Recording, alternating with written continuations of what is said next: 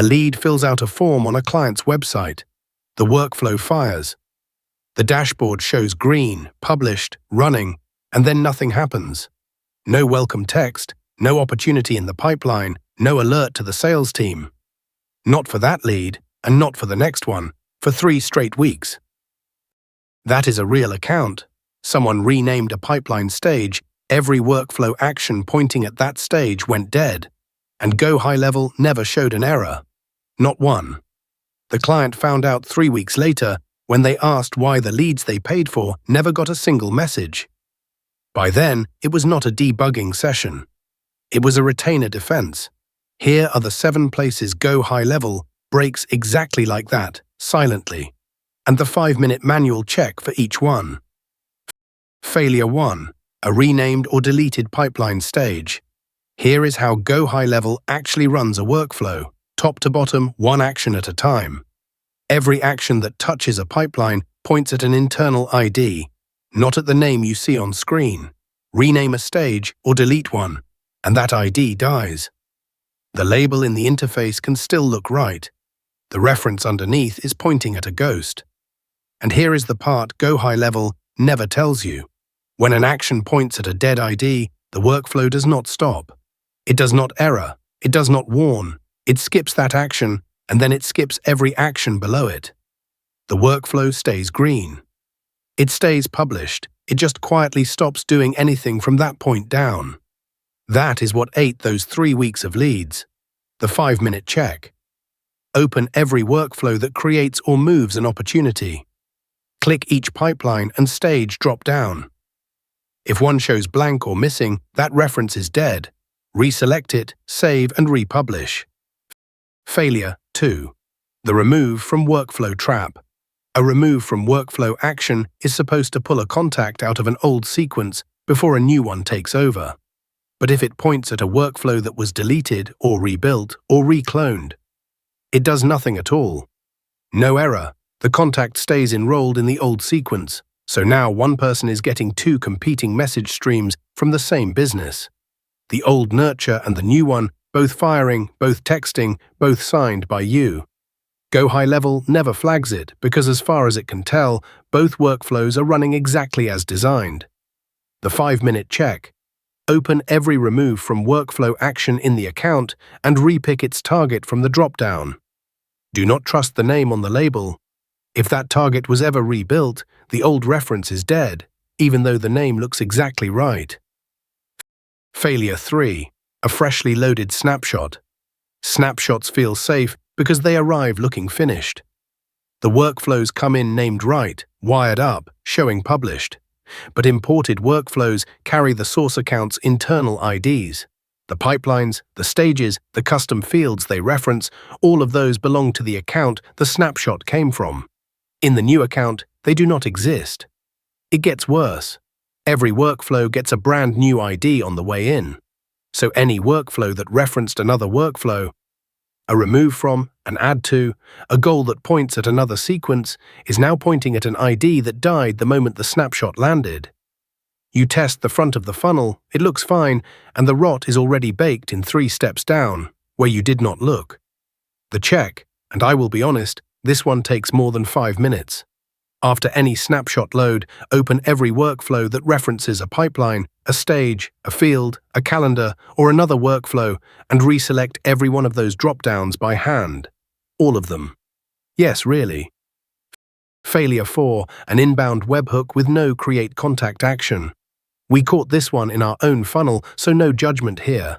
You wire a form or an outside tool into GoHighLevel with an inbound webhook trigger.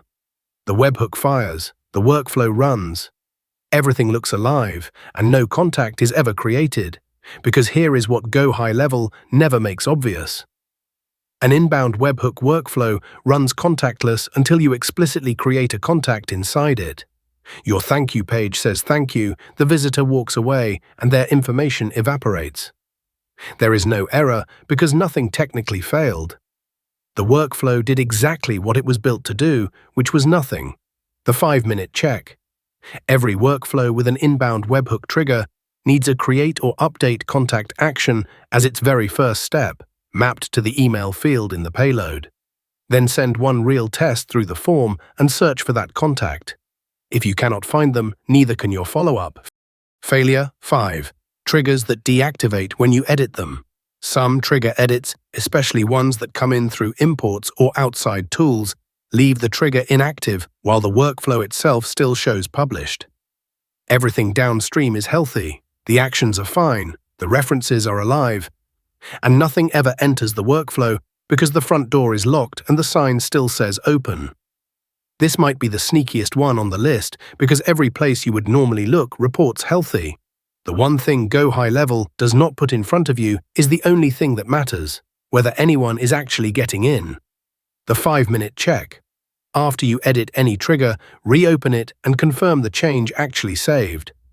Then fire one real test event. A form fill, a tag, an inbound message, and watch enrollment history.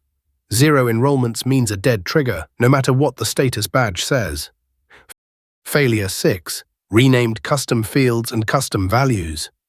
Every email and SMS template that uses a merge field is leaning on that field behind the scenes. Clean up your fields, rename a few, consolidate some custom values, and every template still pointing at the old name now renders blank. Or worse, it sends the raw merge tag and your customer opens a message that literally reads, "Hello curly braces, contact first name." There is no error anywhere, because every one of those messages sent successfully.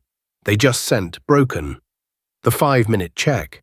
After any field cleanup, send yourself a test of every email and SMS template that uses merge fields. And read them on your phone, the way a customer would. Not in the Builder preview. The Builder is the one place where everything always looks fine.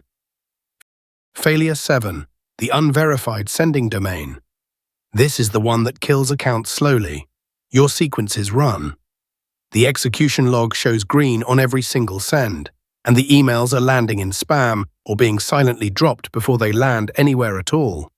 GoHighLevel counts the handoff to the email service as a success, and what happens after that handoff, it never shows you. So your open rates just quietly die while the dashboard swears everything is working. The 5-minute check. Go to Settings, then Email Services. Your dedicated sending domain needs to show verified with SPF, DKIM, and DMARC all green. Then send a test to a Gmail address you own and check that it arrived in the inbox, not in spam. If your own test lands in spam, your leads' emails have been landing there too. So that is the list. 7 places GoHighLevel breaks without ever showing you an error. Every one of them came from a real broken account, not from theory. Every check you just heard is written out, step by step, in the free checklist at get.ghlcommand.com/checklist. No hoops, just the list. Grab it, block out an afternoon, and run all 7 on your busiest account. And I will be straight with you about the time. Working through all 7 by hand takes most of an afternoon per account, and you manage how many accounts? The tool that runs all 7 checks in seconds is GHL Command. You type one sentence, "Audit my workflows," and it checks every reference in every workflow and tells you exactly what is silently broken. 97 a month flat, unlimited sub-accounts. That is the whole pitch. If this video saves you from even one 3-week silence, it did its job. Subscribe if you want more like it. I make these for agency owners who run GoHighLevel and would rather find the breaks before their clients do. See you in the next one.